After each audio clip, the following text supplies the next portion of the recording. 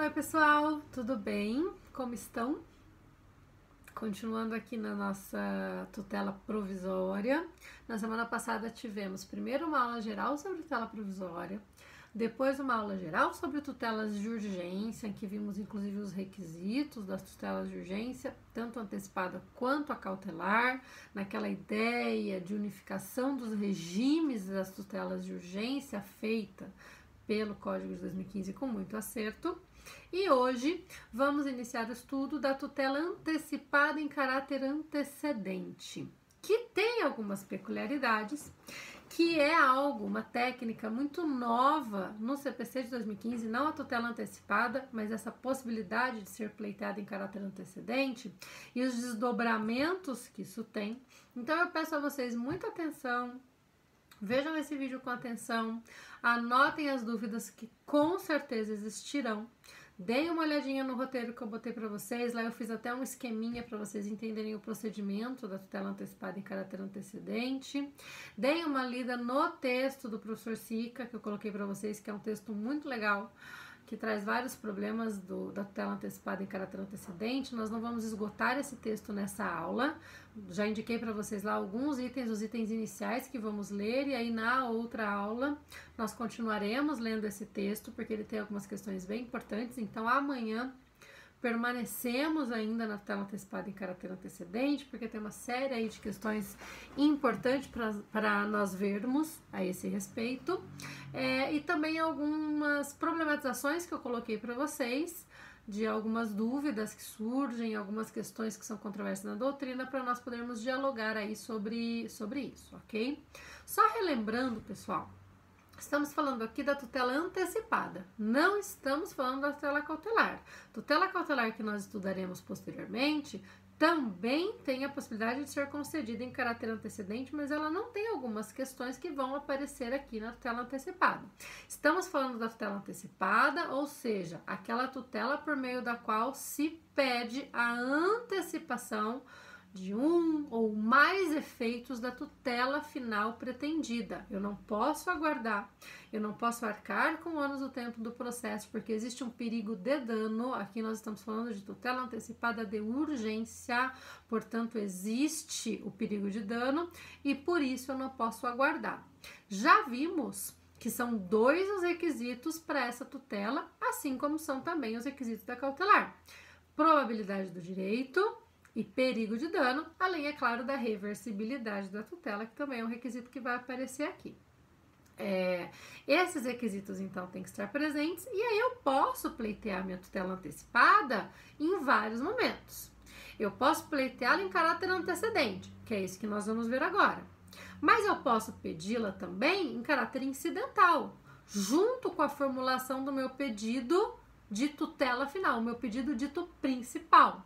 Então não há problema algum em fazer uma petição inicial para propor uma ação de cobrança, uma ação declaratória, uma ação de alimentos, qualquer ação, uma ação de obrigação de fazer, enfim, qualquer uma das ações possíveis.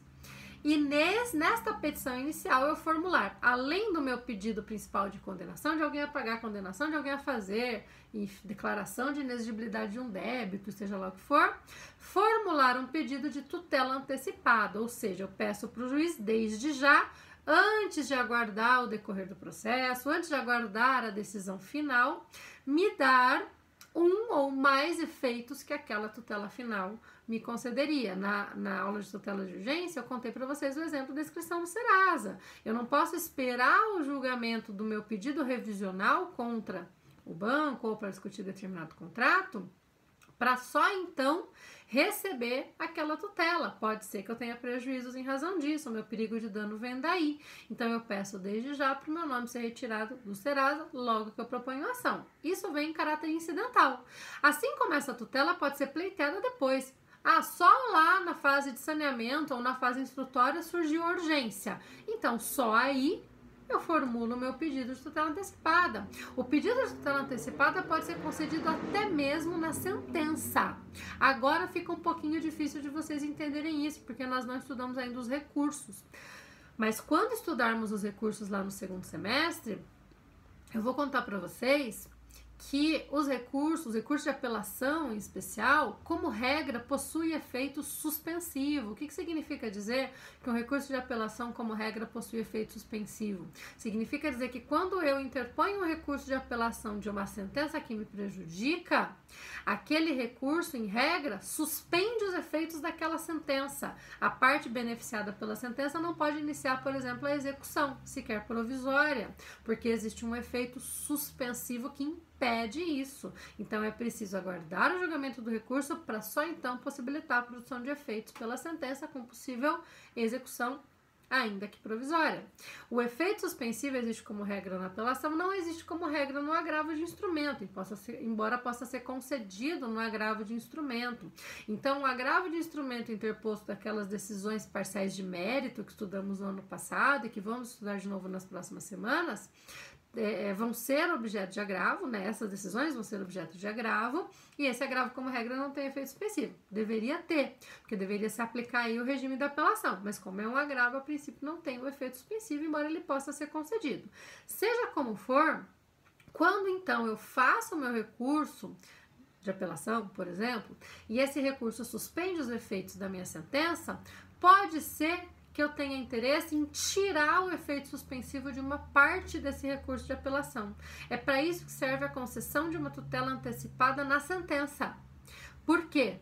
Porque o juiz julga o pedido procedente, por exemplo, e antecipa os efeitos daquela tutela, dá uma tutela antecipada na sentença, para que não haja, com relação àquele ponto em que se deu aquela tutela antecipada, atribuição de efeito suspensivo. Portanto, ela pode ser executada desde já. É para isso que serve a tutela antecipada concedida na sentença. Lá, quando estudarmos recursos e o efeito suspensivo, o efeito ativo, etc., vamos voltar nisso, e aí eu tenho certeza que vai ficar mais claro isso para vocês. Por hora, só se lembrem, só saibam que cabe também tutela antecipada concedida na sentença. Então, vejam, tudo isso pode acontecer. Eu posso ter a tutela antecipada incidental, inaudita, altera parte ou não, né, com a oitiva do réu ou não, já vimos isso, em todos esses momentos do processo.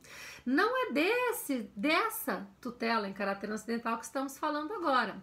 Agora nós vamos focar na tutela antecipada em caráter antecedente, ou seja, de forma antecedente, anteriormente à formulação do meu pedido principal. Eu formularei para o juiz um pedido que se limitará ao pedido de tutela antecipada. Por quê? Porque é muito urgente. O código vai deixar um pouco confusa a redação disso lá no 303, mas ele vai dizer que a urgência nesse caso é concomitante à propositura da ação. Vamos interpretar isso dessa forma. É muito urgente, eu não posso esperar. Eu não posso esperar eu ter todos os elementos necessários para iniciar a minha demanda. Eu não posso aguardar todas as informações para fazer aquela petição inicial completinha, cheia de fatos, cheia de fundamentos, cheia de pedidos, para só então pedir uma tutela antecipada, porque a minha urgência é muito grande. Então, o código agora, por meio lá do seu artigo 303, autoriza algo que o código de 73 não autorizava, que é justamente essa possibilidade de se formular ali um pedido exclusivo e antecedente para que a tutela de urgência, antecipada de urgência, seja então concedida. É uma petição simples que vai dar início ao processo, e esta petição vai se limitar a formular o pedido de tutela antecipada com a descrição dos fundamentos que a sustentam, né? Claro, a demonstração dos dois requisitos, probabilidade de dano, perigo de demora e também a reversibilidade da medida. Vai ter que ser indicado qual seria o pedido de tutela final que viria depois, isso também vai ter que ser indicado, e toda a exposição dos fatos, dos fundamentos jurídicos, daquilo que se pretende com aquela tutela antecipada em caráter antecedente, também vai ter que ser apresentado ali, né? Claro que o reforço aí é nos requisitos, nos dois requisitos para que a tutela seja, afinal, concedida, né? A formulação desse pedido é feita por meio de uma petição inicial. E como toda petição inicial, ela tem que seguir os requisitos que vocês bem conhecem, que são os requisitos da petição inicial, inclusive com a indicação de um valor da causa. O valor da causa indicado aqui é o valor do pedido final, daquele pedido principal que se pretende formular. Você já apresenta aqui, então, como valor da causa dessa petição, o valor que o seu pedido depois vai receber, vai ter atribuído. Depois nós vamos ver que vai haver uma espécie de emenda ou aditamento desta petição que se fez com a tutela antecipada para a formulação do pedido final. Então, não é que virá uma nova ação, isso não vai acontecer. O que vai acontecer é que haverá uma nova petição que vai ser um aditamento ou uma emenda daquela petição já formulada, para então que o pedido principal seja formulado. E este pedido de tutela final vai ter que ter um valor. A condenação em pagar tanto, a declaração de inexigibilidade de um débito de tal valor, né, aqueles requisitos todos para se pensar no valor da causa que nós também estudamos no ano passado. E a partir disso, então, é que eu vou dar valor à causa da minha tutela antecipada, com pagamento de custas, tudo ali está acontecendo, porque eu estou iniciando uma ação. Só para pedir a tutela antecipada por hora, mas eu estou iniciando essa ação. Então, essa petição inicial tem que vir muito completa, com todos os requisitos e o valor da causa, inclusive, o pagamento das custas e etc. Claro, se for beneficiário da justiça gratuita, da assistência judiciária gratuita, isso também vai aparecer ali. Esse pedido também pode ser formulado nesse momento, ok? O juiz vai se limitar nesse momento a analisar esse pedido de tutela antecipada em caráter antecedente. Ele pode fazer isso, inclusive, na audita altera parte, ou seja, sem chamar o réu. Ele recebe esse pedido e ele é tão urgente que o juiz concede aquela medida. Ele pode se limitar a isso, ou ele pode se limitar a indeferir esse pedido e preferir ouvir o réu. E aí surge um procedimento muito importante que pode resultar em algo que é absolutamente novo e absolutamente problemático que o Código criou, que é a possibilidade desta tutela concedida em caráter antecedente se estabilizar. Nós já vamos falar disso. Eu vou gravar outro vídeo para isso, porque eu estou vendo que esse já ficou um pouquinho longo, eu tenho medo de dar problema para ele subir, tá? Por hora, o que vocês precisam entender? É muito legal essa possibilidade de se pedir a tutela antecipada em caráter antecedente. Por quê?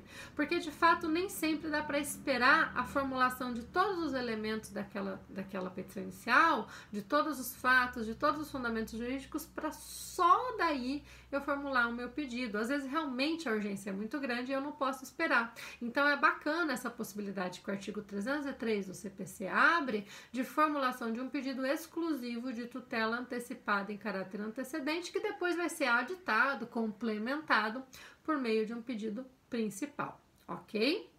Vou parar por aqui. Daqui a pouquinho eu volto para explicar mais detalhadamente para vocês o procedimento de tudo isso e a possibilidade de estabilização da tutela antecipada em caráter antecedente. Até já!